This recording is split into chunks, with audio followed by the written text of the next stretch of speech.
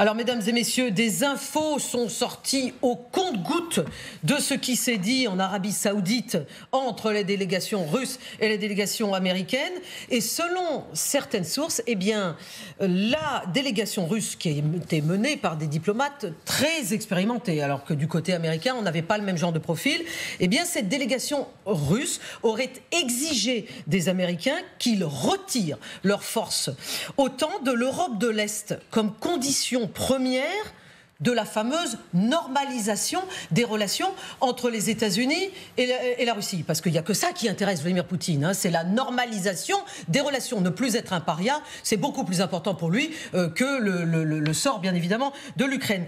Alors ça, c'est Alexandre Melnik, c'est plutôt ce désir-là, c'est un désir profond de Vladimir Poutine, ancien et profond depuis longtemps. C'est le leitmotiv de toute la propagande du Kremlin. Voilà, donc finalement ça n'a pas changé. Non, ça n'a pas changé, parce que d'après lui, pourquoi la guerre a éclaté? C'est pas lui qui avait attaqué l'Ukraine, c'est l'OTAN qui s'est élargi où? À l'Est.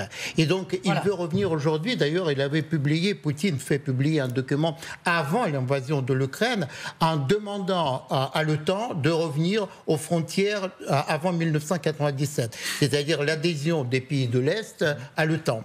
Donc c'est pour ça qu'il n'y a rien de nouveau par rapport à ça. Donc c'est-à-dire une fois de plus, Poutine essaie justement de jouer la carte anti-occidentale, anti-OTAN. Et donc est-ce qu'il y arrive ou pas? Ça c'est un autre. Samantha, regardez, on va montrer une carte justement là où je tiens à préciser, pardon, que la délégation américaine a refusé. Bien sûr. Aussi, pour le moment, c'est pour l'instant. Voilà, pour l'instant, c'est refusé du côté américain. De quel pays? Même si le narratif de Trump a quand même changé et aujourd'hui, il ne rejette pas l'idée que c'est pas l'Ukraine, c'est l'Ukraine qui est à l'origine de cette guerre. Et il peut rechanger ce point de vue en effet. Mais même si les Américains avaient dit d'accord, c'est pas eux que les Américains qui sont concernés quand même. Je vais réussir à montrer cette carte. Allez, on va d'abord montrer la carte. Parce qu'il faudrait bien qu'on comprenne exactement de quoi on parle, de quels pays sont éventuellement concernés par un éventuel retrait. Les pays de l'Est, bien sûr, c'est-à-dire les pays baltes, la Pologne, la Slovaquie, la Hongrie, la Roumanie et la Bulgarie. Samantha Bendern, ça semble difficile de croire qu'on puisse d'un coup expurger tous ces pays des troupes de l'OTAN. Pardonnez-moi, mais là, on nage en plein délire, non? Alors, de l'OTAN, non. Des Américains peuvent agir souverainement. Mais ce qui est vraiment... Mais l'OTAN, ce n'est pas que les États-Unis. Mais retirer les troupes d'un pays ne veut pas dire que ces pays vont sortir de l'OTAN. Les pays restent de l'OTAN.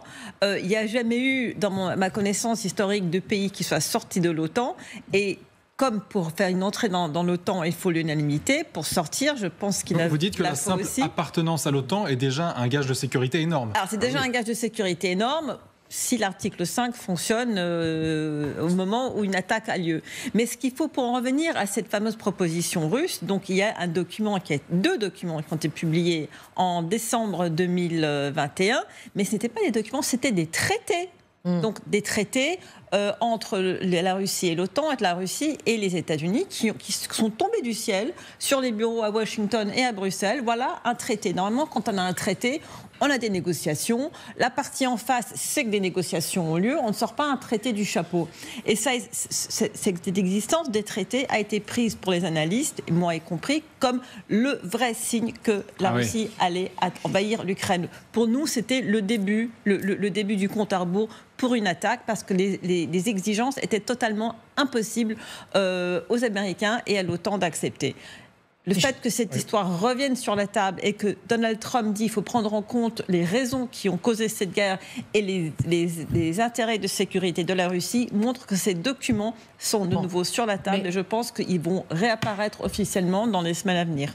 Michel Goya, les pays concernés par cette proposition du côté de la délégation russe, du côté de l'Europe de l'Est, ont très peur. Bien sûr, évidemment. Et encore une fois, ils ont un peu leur mot à dire, c'est comme l'Ukraine. Est-ce qu'ils seront seulement consultés, d'ailleurs? C'est une bonne question. Michel Goya, au point où on en est. Qui a son mot à dire? Déjà, tous les pays concernés. Mais non, mais dans la vision russe, ces pays... Non, mais oui, c'est ça. Cette avancée de l'OTAN vers l'Est, dans la vision russe, c'est en réalité une offensive américaine menaçante, une forme d'agression des États-Unis. Sachant que, encore une fois, dans le narratif russe, tous les pays européens, en réalité, sont des laquais, sont des vassaux des États-Unis. Si ces pays sont rentrés dans l'OTAN, c'est parce que les Américains l'auront exigé.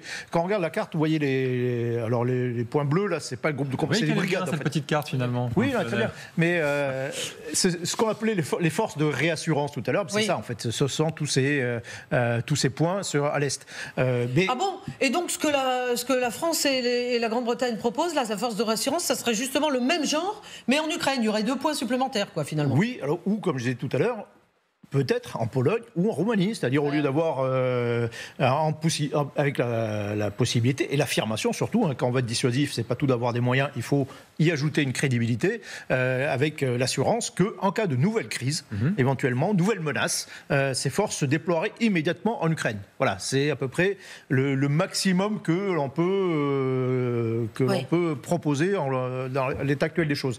Maintenant, derrière le retrait de l'OTAN, ce que demandent les Russes déjà, c'est le retrait des Américains de ces points, des pays en bleu.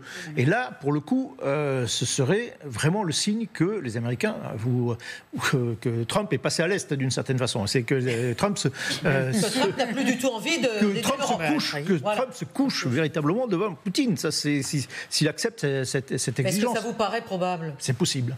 Alors, Elisabeth Shepard-Selam, Anne l'a mentionné tout à l'heure, en effet, la délégation américaine, elle n'a absolument pas accepté de telles conditions en l'état, mais on nous dit que rien ne garantit que ça ne se produira pas à l'avenir. Exemple de ce conseiller roumain qui dit, d'après ce que je comprends, la situation peut changer d'heure en heure et de jour en jour. Est-ce qu'il dit ça parce qu'il y a la fameuse imprévisibilité de Trump et que du coup, en gros, il peut décider du jour au lendemain de changer complètement d'avis sur une question aussi importante que ça ? Je pense qu'il y a aussi un certain nombre de signes de ces conseillers, y compris à des hommes comme Hegseth ou Marco Rubio ou même son vice-président J.D. Vance. Je pense que c'est Vance aujourd'hui ou hier qui a dit peut-être on devrait se retirer de l'Allemagne s'il n'y a pas encore de la liberté d'expression.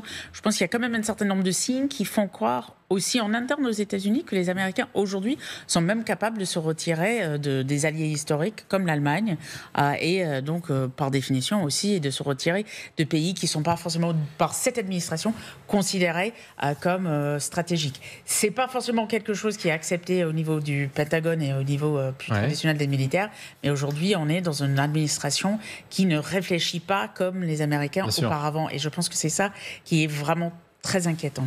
Lucas Manger, mais est-ce qu'on n'a pas l'impression, avec ces déclarations de part et d'autre, et notamment côté américain et côté russe, que les nouvelles règles de ce monde nouveau dans lequel nous serions entrés sont en fait les anciennes règles ? C'est-à-dire que ce sont les puissants qui dominent et les faibles qui souffrent. Du darwinisme, en fait. C'est ce qu'a toujours voulu expliquer Donald Trump. C'est aussi la vision du monde qu'a Poutine. Absolument. Ils se rejoignent totalement là-dessus. Il faut redire à propos de cette carte très intéressante, Guillaume, c'est que les Américains ont évidemment absolument le droit de se retirer. Enfin, je veux dire, de se retirer de ces pays en bleu, comme disait Michel, mais ils en ont absolument le droit. Et je ne sais pas si c'est probable, mais c'est possible. Ils peuvent tout à fait le faire, et ça oblige les Européens à se reconstruire. C'est-à-dire que ce qui se passe, effectivement, il faudrait que nous soyons prêts avant qu'ils se retirent. Oui, mais ça peut faire partie de négociations entre les Européens et les Américains, de dire il faut une période de tuilage. Est-ce que c'est pas ça que justement peut-être Emmanuel Macron on peut l'espérer, mais en tout cas, les britanniques sont en train d'essayer d'obtenir. Il faut juste se redire que là, ce dont on est en train de parler, et on est un peu tous, je pense, abasourdis par l'ampleur de ces déclarations. Et d'ailleurs, Trump sature l'espace médiatique de déclarations. Donc, des moments, on n'arrive plus à savoir ce qui est important ou ce qui ne l'est pas. Mais ils peuvent parfaitement se retirer de ces pays-là. Ça oblige, et ça ne veut pas dire que l'OTAN se retirera pour autant, ça ne veut pas dire que ces pays ne seront plus défendus, ça veut juste dire que l'Europe doit aujourd'hui collectivement, et si ce n'est pas l'Europe à 27, c'est une Europe à moins, c'est d'autres formats à l'intérieur de l'Europe, militaires, qui permettraient de continuer à défendre ces pays. Et si les États-Unis se retirent chez eux et se préoccupent plus que de l'Indo-Pacifique, c'est aussi leur choix. Et justement, Alexandre Melnik, est-ce que ce n'est pas une formidable opportunité, j'essaie de prendre le contre-pied, pour l'Europe de se relancer dans quelque chose de plus vertueux qui impliquerait de ne pas compter systématiquement sur les États-Unis ? À condition d'avoir une vision géopolitique que l'Europe, malheureusement, ne possède pas aujourd'hui. Ni le courage, ni l'audace, ni la volonté politique. Donc, évidemment, c'est une opportunité à saisir. Mais est-ce que l'Europe pourra justement saisir cette espèce de kairos, de moment qui passe, d'opportunité. Je ne crois pas. Parce qu'aujourd'hui... vous n'y croyez pas? Non. Parce qu'aujourd'hui, toujours la même question que Henry Kissinger posait à propos de l'Europe. Il est où le téléphone de l'Europe? À qui j'appelle l'Europe? Et le leadership de l'Europe, c'est quoi? Est-ce que vous êtes capable, par exemple, de dire aujourd'hui, tout de suite, instantanément, qui est le président du Conseil européen? C'est-à-dire le président de l'Europe, le numéro 1. Eh bien, c'est Donald Tusk aujourd'hui. Non, pas du tout, pas du tout. Lui, tout simplement, il est Premier ministre du pays qui assure la présidence de l'Union européenne. Ma question est différente. Qui est le président de l'Europe? C'est-à-dire le numéro de téléphone dans l'esprit de Henry Kissinger. Je suis incapable de dire. Donc, il était actuellement, je crois, avec, par exemple... Parce que c'est Pedro Sanchez. Ce que vous voulez dire, c'est que rien n'a changé. Il n'y a toujours pas de numéro de téléphone. Il n'y a pas de numéro de téléphone. On ne sait pas qui joue. Enfin, je pense que Trump sait comment joindre Ursula von der Leyen s'il a besoin. L'Europe est complètement je pense qu'il n'y a pas de problème. Sous le choc géopolitique sidéré, bouleversé, tétanisé aujourd'hui. Donc, je n'y crois pas. Mais à moi de sursaut de l'Europe. Mais là, moi, je suis un petit peu plus optimiste que vous. Parce que ça fait du bien. D'habitude, c'est plutôt l'inverse. Alors, non, mais je suis plutôt optimiste. Racontez-nous votre optimisme. Parce que j'ai envie de l'être. J'ai vraiment envie de l'être. Parce que je trouve que ce rapprochement franco-britannique, il est quand même extraordinaire. Il est on voudrait y croire. Que le petit changement de discours de la part des Allemands, Scholz va sans doute va être éjecté dans quelques jours, il sera remplacé par une coalition, ce sera compliqué. Mais oui, demain, ça va. Après-demain, pardon. Dimanche. Mais il y a un changement de ton de la part des Allemands. Les Polonais, les Baltes, les pays nordiques sont quand même bien fédérés autour d'une idée. Je pense que ce ne sera pas forcément une union qui sera à l'intérieur des institutions européennes, mais un mouvement d'unité extra-institutionnelle, mais européen entre quand même, chefs d'État. Est en train, non pas entre chefs d'État, entre pays, est en train de se former, est en train de se créer. Et je crois que quand nous aurons le pied au mur, et nous sommes assez près du mur là, il va se passer quelque chose.